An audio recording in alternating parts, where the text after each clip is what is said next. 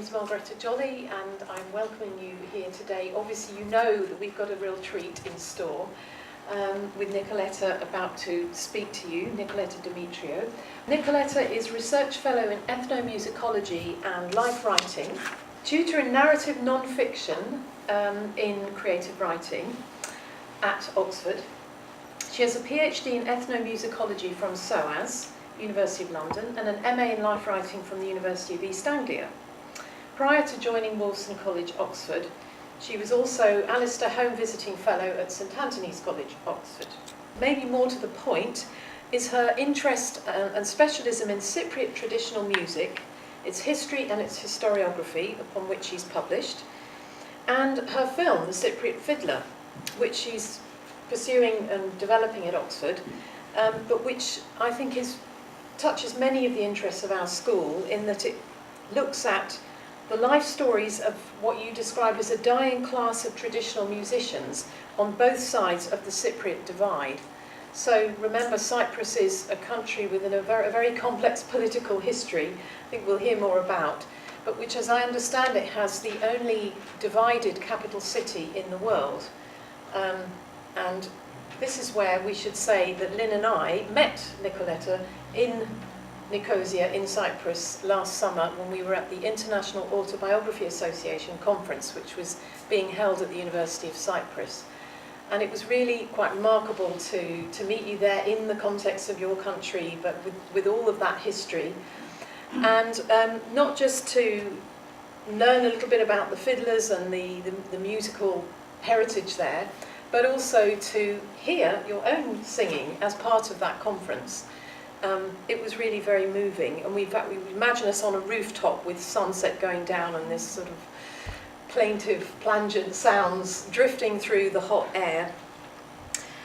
So multi-talented, multidisciplinary, touching music, media, sound studies, public culture, film, all of things which our school does, and also which very profoundly touches the life story and the life narrative, which is why the Centre for Life History and Life Writing Research has co-sponsored this with the School of Media, Film and Music.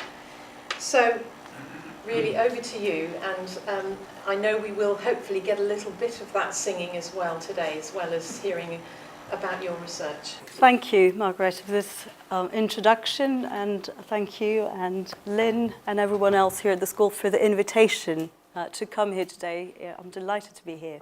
I should say it's my very first time in Brighton as well. Today's talk is entitled Collecting Music, Collecting Life Story, the Cypriot Fiddler Project. But as I was preparing for this presentation, I thought that an alternative title could be Letting the Musicians or our interviewees more generally speak for themselves, or even Balancing Theories and Documenting Lives. This was actually suggested to me at a conference I took part in a few months ago. And this is not to say that I will be talking in detail about all of these things in the next 20 or 25 minutes, but I'm hoping that my presentation will at least touch upon some of these issues, and perhaps we could explore them further in the Q&A session at the end. But this is primarily a project about stories, life stories in particular. I'd like to start with one. And the photographs I'll be showing throughout this presentation are from the past 10, 11 years of working with the fiddlers who are the subject of today's talk. So here's the story. More than 10 years ago, somewhere in late 2005, I went back to Cyprus from London to do my fieldwork as part of my PhD in ethnomusicology. Back then, I was studying a group of folk songs, and as part of my research, I needed to interview both younger and older traditional musicians. Every time I met a musician, particularly an elderly musician, for an interview on what I was then studying, I would also ask them to tell me a few words about the life they had led as instrumentalists or singers in mid-20th century Cyprus. I was doing this for various reasons. First, to put my interviewees at ease. Second, I was curious to know how music was performed at a time for which there is very little written data and where there are very few, if any, recordings. Third, and I think most importantly for me, because I like stories. So I would encourage these musicians to talk to me about their lives, letting them take the discussion in whichever direction they wanted. Their stories were fascinating. What's more, they revealed far more than I could have imagined. They revealed not only the stories of individual musicians, but also the story of a distinct professional class that had, by then, all but ceased to exist, along with the landscape and the people that existed around it. I made a mental note of these stories, not really knowing why at the time. Fast forward a few years. In 2012, I was selected to a research fellowship in ethnomusicology and life writing at Oxford, which allowed me to go back to these stories and to begin what would eventually become known as the Cypriot Fiddler project. So what is this project exactly? Well, the Cypriot Fiddler project is an attempt to record the life stories of Cyprus's professional musicians in the mid-20th century and to present them into a group biography. A visual one, the documentary of which we will watch some extracts later, and also a written one, a book that will be produced in the next couple of years, hopefully. The goal of both these projects has been, from the start, to let the musicians tell their own stories in their own words. But first, let's just clarify what we mean by this term fiddler in the case of this project. So the term fiddler here refers to traditional violin and lauto performers, and this is the archetypal ensemble, if you like, who performed music professionally, that is, in exchange for money, at weddings, religious festivals, and fairs in Cyprus in the mid-20th century. Even though all of the musicians you're going to see here today, the musicians who are part of the Cypriot Fiddler project, continued to perform even after the mid-20th century, and some of them, in fact, continue to perform to this day. One important criterion for their inclusion in the project was that they had to have been performing in public by the 1950s or early 1960s at the latest. The reason that this cutoff point was needed was simple. After the early 1960s, the traditional violin and lauto ensemble was largely abandoned in favor of a larger orchestra that contained 3, 4, or 5 instruments. So what I wanted to capture was a particular moment in Cyprus's soundscape, where the sounds of the fiddlers would have been the principal ones heard in village weddings and fairs across the island. Along with the violin and lauto often appeared the zurna and daul, particularly in Turkish Cypriot weddings and celebrations. And this dialogue between the violin and the lauto on the one hand and the zurna and daul on the other that existed in Cypriot villages 60 or 70 years ago is very much reflected in this project as well as in this documentary, with the inclusion of 2 zurna and daul musicians. And you're going to see these 2 musicians later in the extras I'll play. Over the past 6 decades, the music that these fiddlers used to play has been largely transcribed and recorded. What had not previously been recorded was the musicians' life stories, and this is precisely where the Cypriot Fiddler project comes in. He had a good story to tell, as you may be able to gauge there. The fiddlers you're about to see were members of a distinct professional class, which had its own rules, apprenticeship methods, mores, and codes of conduct. Being a fiddler in mid-20th century Cyprus was a craft first and an art second. And the way these musicians talk about their life as fiddlers, particularly about their apprenticeship, reflects precisely that. But to go back to my own story now, in May 2013, I went back to Cyprus to interview once again the few remaining elderly musicians I had met a decade before. I ended up interviewing or re-interviewing some 20 musicians, both Greek Cypriot and Turkish Cypriot, who were to become part of the Cypriot Fiddler project. there is, as I discovered later, something anarchic about this project. I had wanted to make a documentary for some time before going to Cyprus, but I had failed to get any funding for it. And I should say that even though I decided that I wanted to make a documentary, I decided it almost out of the blue. I had never made a documentary before and had no idea what this would involve. And when I decided to ask someone to help me with it, I turned to a person who had, similarly, never made a documentary before. And so, hence I feel that there is something anarchic about it. But as I said earlier, when I decided to make this documentary, I didn't have any funding for it. But when I eventually did go back to Cyprus in 2013, just to do some additional research, a few more interviews, this need to turn the fiddler stories into a documentary became even more pressing, particularly as some of my very elderly fiddlers were beginning to pass away. I realized that, despite its potential contribution or intellectual value, no book on the Cypriot fiddlers could really be enjoyed by the fiddlers themselves, especially if it appeared in English. And this was an additional reason why I thought I wanted to present their stories visually, told by themselves. Not that a book in Greek or Turkish would make much difference. Some of the musicians I've been working with can barely read or write. All but one of them have only been to primary school. And the exception, this is the man that you can see here, has only been to secondary school for 2 years. I therefore felt that I wanted to produce something that the musicians themselves and their families could readily take pleasure in.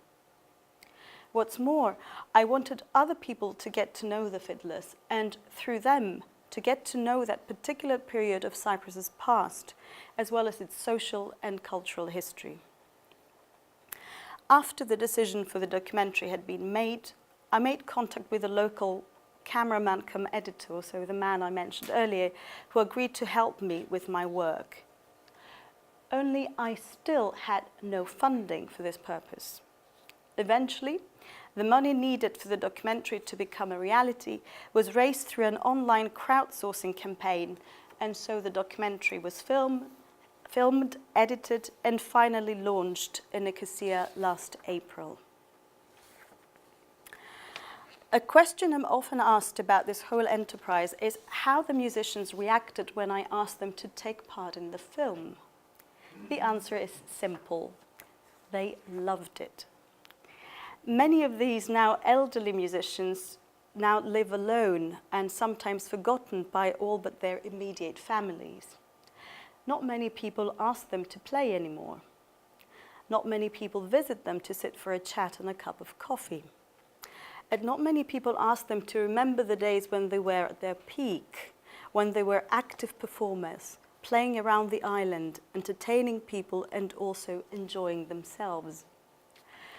Asking them to talk about these things made so many of these elderly musicians become alive again. You could see the sparkle in their eyes, and this man was a wonderful example of that. The smile that lit up their faces, the joy at momentarily being 30 or 40 years old again. But behind all this, there was also a question of trust. None of this could have happened, or perhaps not happen in this way, had I not known many of these musicians for over a decade now. We've met again and again, had coffee together, talked about our families, shared meals. There's a bond now that they know is solid, and so their trust was unquestioning. Those fiddlers who watched the documentary in Nicosia last April, and here are some of them, were very happy to see themselves on the big screen and extremely happy that so many people had come to watch it and congratulate them in person. Many of them told me that they would like me to give it to a TV channel in Cyprus so that they can also get to watch it and get their children, grandchildren and neighbors to watch it on the TV. They want to become famous. They're very happy for their voices and stories to be heard and for their faces to become known. They may not have cared about money and as I'll explain shortly, none was paid for their contribution, but they seemed to be enjoying the glory. When I told a number of them a few weeks ago that I was going to screen the documentary in the UK, they were pleased but also astonished. "You don't say. You're going to show this in the UK? But will they understand anything?" There is, however, a question of ethics, or rather several of them. And here's where the balancing theories and documenting lives theme comes in. What happens when we, ethnomusicologists, biographers, storytellers, documentary makers, journalists, and so on, take someone's life and turn it into a thing to be read or watched or admired? Whose story is the finished product? Who does it belong to? And who should profit from it, if anyone? A crowd-funded film is the equivalent of a self-published book. There is no production company behind the film and no money to be made from it. The amount that was collected for the documentary through the crowdsourcing campaign, the astronomical sum of £1,239, was used for paying my cameraman and editor. No one else earned anything from that. Any money that may be raised from now on, for instance, at fee-paying screenings, there haven't been any yet, though, will be used for translating the subtitles into Turkish. The subtitles will also be translated into standard Greek, but I will do that myself. And I should say at this point that all the musicians who appear in the film, both Greek Cypriots and Turkish Cypriots, use the Cypriot dialect of Greek. None of the musicians who collaborated with me asked to be paid for their contribution. This may well be a cultural thing, but in Cyprus, if I'd asked them whether they expected to be paid, most of them would feel extremely offended. I was normally the one getting presents, some fresh cheese, a bag full of fruit, some freshly prepared olives in return. Since I represent neither a wealthy corporate organization nor any other wealthy institution, there was an understanding from the start that no one would profit from this.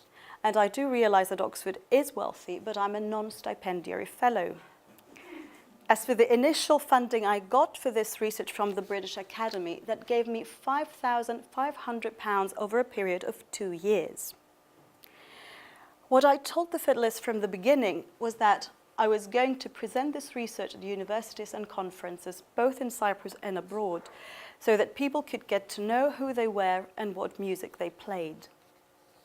The fiddlers wanted to help me do my job, and they did it with pleasure. The only thing they asked in return was a copy of the DVD and the pictures I had taken of them. Since there is no production company, there were also no stipulations as to what the film should have included or excluded, or what the film's objectives should have been. There is, of course, a structure in the film, one that was given by me. But this was formulated, at least in part, in accordance with the fiddler's own narratives, the ones that I had collected a decade ago. After the first few interviews I had conducted back then, I could see that certain themes emerged in all the stories that I collected. Since I knew what these themes were, when I went back to do my research for the documentary, I framed my questions around these themes, the ones that the fiddlers had explicitly or implicitly pointed out themselves. However, I was the one asking the questions in the end. I was the one who chose this particular narrative over many possible others. I was the one who chose to focus on their life stories rather than on their music. This also shedding light on the history and culture behind their life stories in a way that reflects my own passions and interests. Choosing what to include and what to leave out of the book or the documentary also shows my own preferences and my own understanding and preconceptions as to what makes a good story. Much as I was doing this research to give the fiddlers something back and to enable them to tell their own stories, I gradually realized that I was also doing this for myself.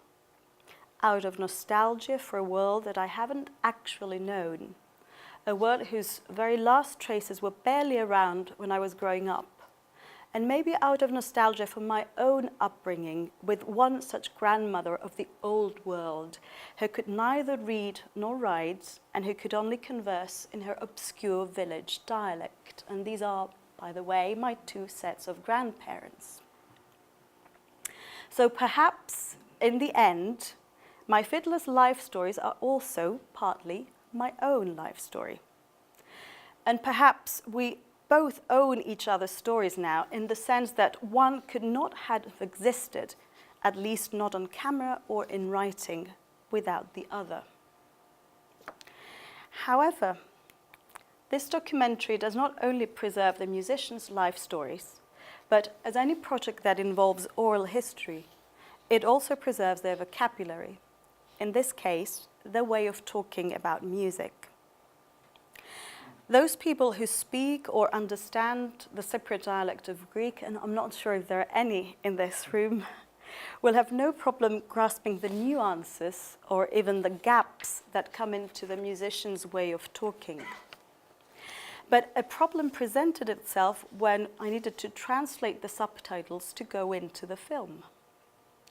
Since I wanted the fiddlers' voices to be the ones heard throughout, the subtitles you're about to read have undergone the minimum amount of editing needed.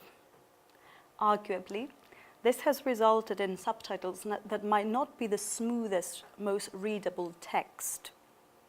They are, however, as faithful as possible to the original language used, and in this way I hope that the experience of someone who knows the language used here and someone who's reading the subtitles to understand what is being said will be fairly similar.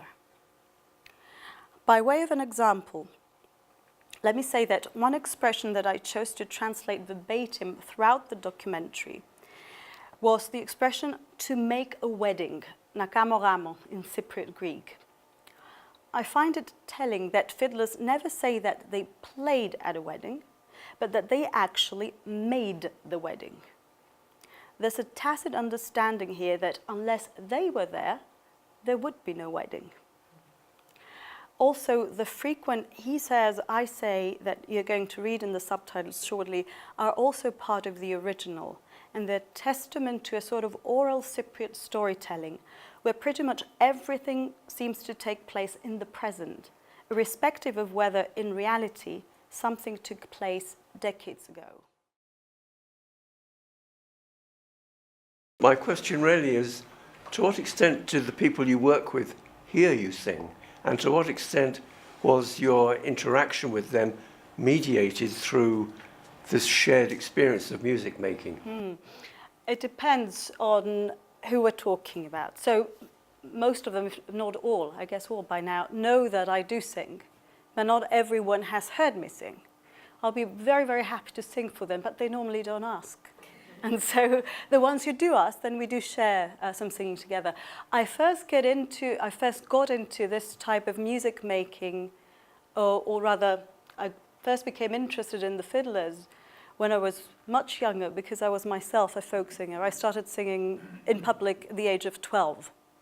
And so I met some elderly fiddlers back then who are no longer alive, and so I never got the chance to interview them later in life as a researcher, if you like.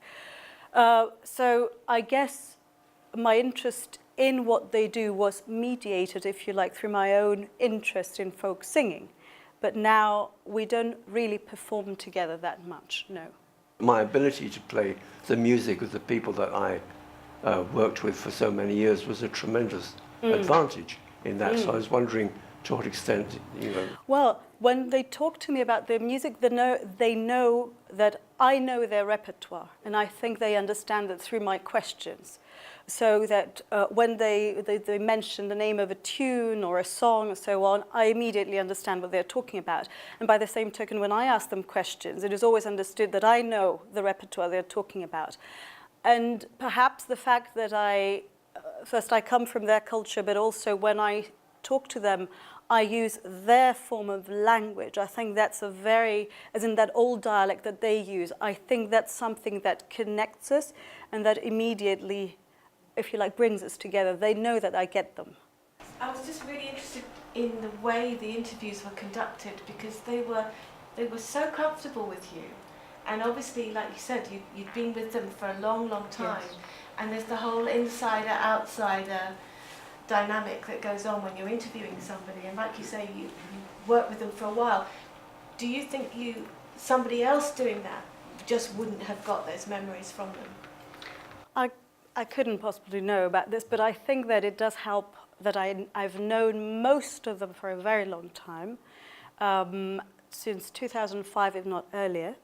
Some of them are no longer with us. For example, these two are dead, which is why the footage I showed of them was from 2006 rather than from 2015 or 16. And I think that there are certain elements that do connect us. And again, I'll go back to the issue of language, because in Cyprus it is a huge issue, because there are the formal languages, but there's also the dialect that's used in everyday speech. But the dialect that's normally used by people of my age is very different from the one they use. Now, I use their own dialect when I speak to them, and this goes back to my own life story, because I was brought up by a grandmother who was a bit like them. And so I think there's an immediate point of connection there as well. And there's this, it's become an anecdote now, but the guy who said, if I'm reborn, I'll become a fiddler, he's a Greek-speaking Turkish Cypriot. So he's bilingual, but he comes from a village where the first language was Greek, but that was before the war. When I first met him a few years back, we're just having a little chat in his living room, nothing's too formal.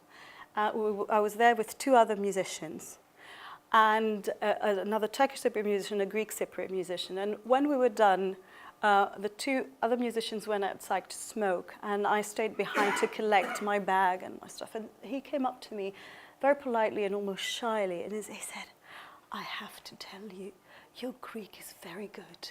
Now, remember that he's a Turkish Cypriot man, so of course, the immediate reaction is that, okay, yeah, my mother tongue I speak my mother tongue very well. But then, of course, I clicked, and he elaborated, and he said, what I want to say is that you speak like us. And I think that immediately made him feel that he could talk to me and I would get it. Because I know from them in particular that they get very frustrated when they speak to younger people and they cannot understand what they're talking about. Because remember that Cyprus, the two communities in Cyprus had been segregated for almost 30 years. So the language that they speak has remained in the 1970s. And so when they meet, they have no access to modern Greek. They don't understand it, standard Greek.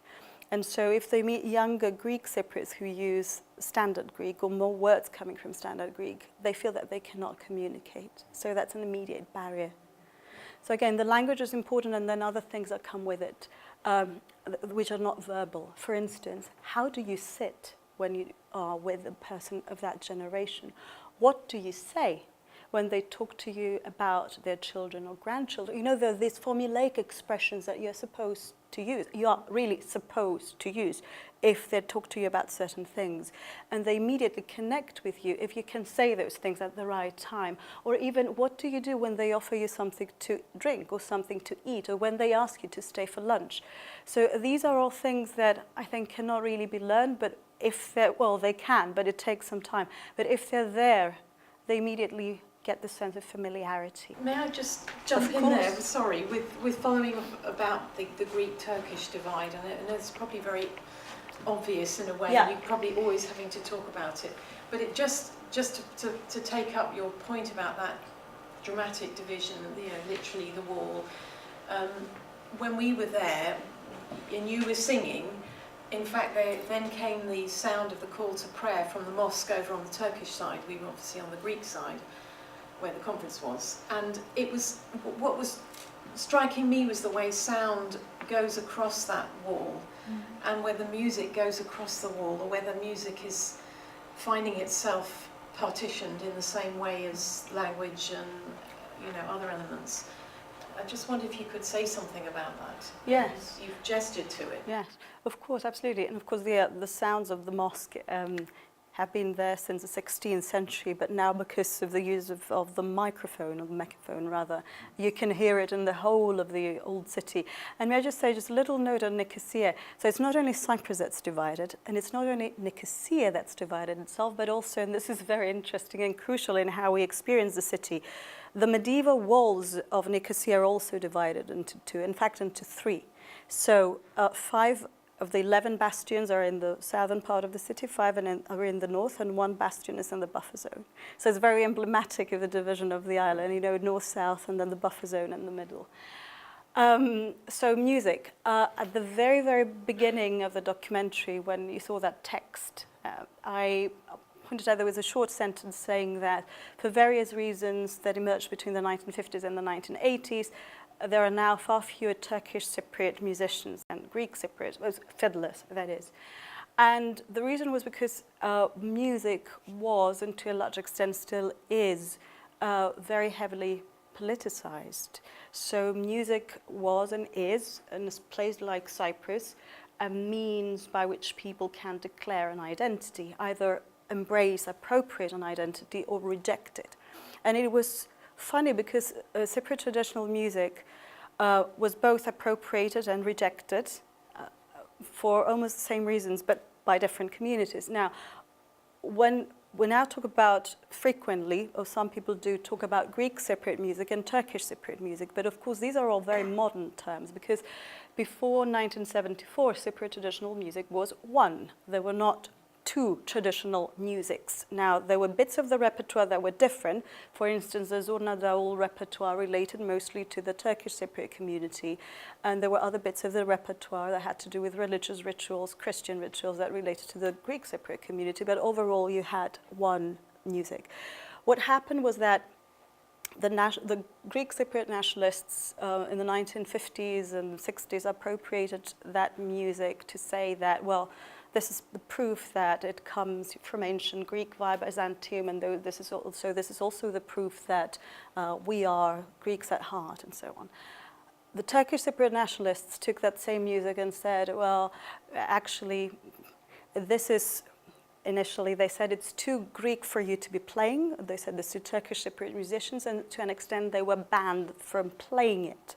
And this is why there are not that many Turkish Cypriot fiddlers today, because they couldn't play that type of music for a number of years, and Turkish music was brought in from the mainland to Turkify the tradition.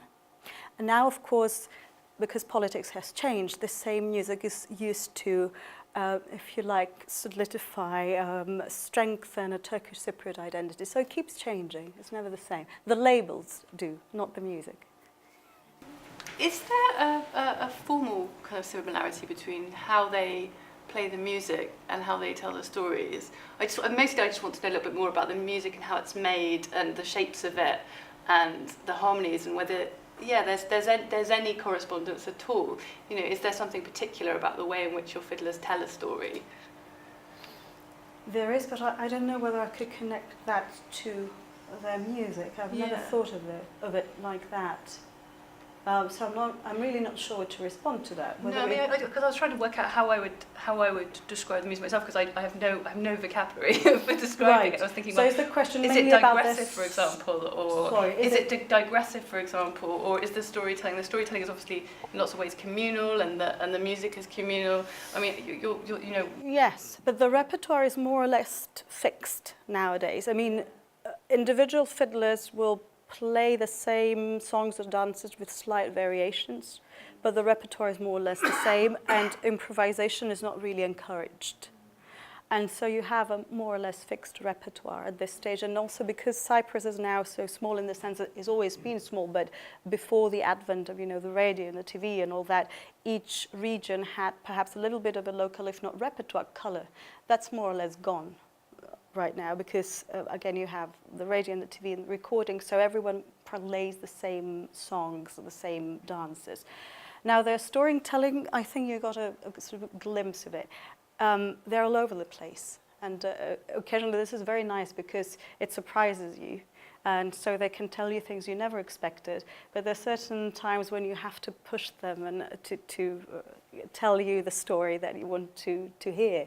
I cannot sing any of the dances they're playing, so what I'll do is that I'll sing one of the songs that I sang at the opening ceremony when you came to Cyprus.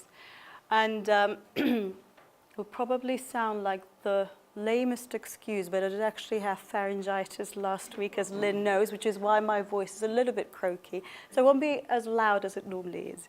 Most, I would say perhaps 97% of songs in the Cypriot dialect of Greek are about love, and more often than not about unrequited love. Yeah, no surprise there.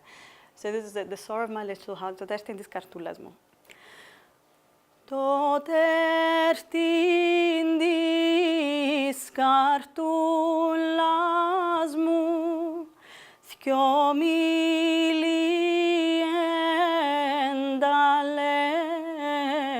ενταλέθουν, μήτε οι στράτες το φορούν, μη ποτάμι που τρέχουν,